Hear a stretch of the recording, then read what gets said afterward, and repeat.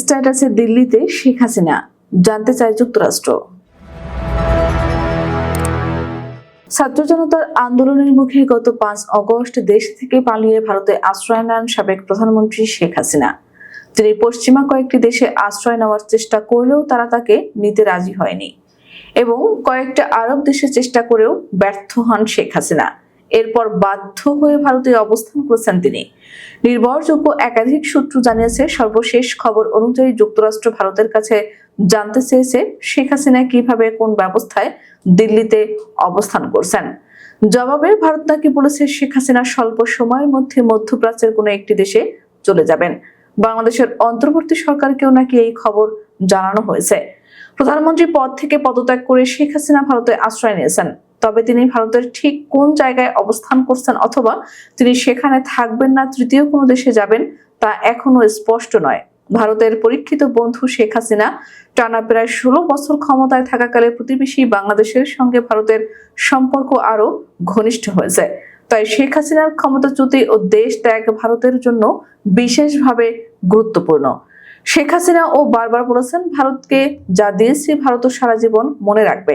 জানা যায়, ছাত্র জনতার গণ আন্দোলনে দেশ ছেড়ে ভারতে পালিয়ে যান শেখ হাসিনা। এরপর থেকে ভারতেই রয়েছেন তিনি, কিন্তু প্রশ্ন হলো সেখানে আর কতদিন থাকতে পারবেন ভারতে। জল্পনা উঠেছে অচিরেই ভারত ছাড়তে হবে শেখ হাসিনাকে, তবে ভারত ছেড়ে কোথায় যাবেন তা এখনো নিশ্চিত করে বলা যাচ্ছে না। ইতিমধ্যে তার লাল পাসপোর্ট বাতিল করেছে অন্তর্বর্তী সরকার। এ ধরনের পাসপোর্টধারীরা ভিসা ছাড়া ভারতে 45 দিন বৈধভাবে থাকতে পারেন। কূটনৈতিক পাসপোর্টে তার বৈধভাবে অবস্থানের মেয়াদও শেষ হয়ে গেছে। এখন তিনি কোন স্ট্যাটাসে ভারতে অবস্থান করছেন তা পরিষ্কার নয়। বিষয়টি ভারতের পক্ষ থেকেও খোলাসা করা হয়নি। নির্ভরযোগ্য একাধিক সূত্র জানিয়েছে, সর্বশেষ খবর অনুযায়ী যুক্তরাষ্ট্র ভারতের কাছে জানতে চেয়েছে শেখ হাসিনা কিভাবে কোন ব্যবস্থায় দিল্লিতে অবস্থান করছেন। জবাবে ভারত নাকি বলেছে শেখ হাসিনা স্বল্প সময়ের মধ্যে মধ্যপ্রাচ্যের কোনো একটি দেশে চলে যাবেন। বাংলাদেশের অন্তর্বর্তী সরকারকেও নাকি এই খবর জানানো হয়েছে।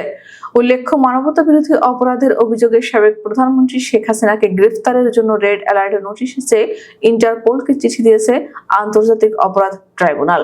মঙ্গলবার ট্রাইব্যুনালের প্রধান প্রসিকিউটর তাজুল ইসলাম এ তথ্য জানান। পুলিশের মহাপরিদর্শকের মাধ্যমে তার কার্যালয় এ চিঠি দিয়েছে বলে জানান তাজুল ইসলাম। ট্রাইব্যুনাল প্রাঙ্গণে সাংবাদিকদের সঙ্গে আলাপকালে তিনি বলেন, ইন্টারপোলের কাছে রেড নোটিশ পাঠানোর জন্য বা রেড অ্যালার্ট জারি করার জন্য অনুরোধ করেছে। সাবেক প্রধানমন্ত্রী মামলার আসামি, তিনি পলাতক আছেন। চিফ প্রসিকিউটর অফিস থেকে আমরা রিকোয়েস্ট পাঠিয়েছি ইন্টারপোলের কাছে।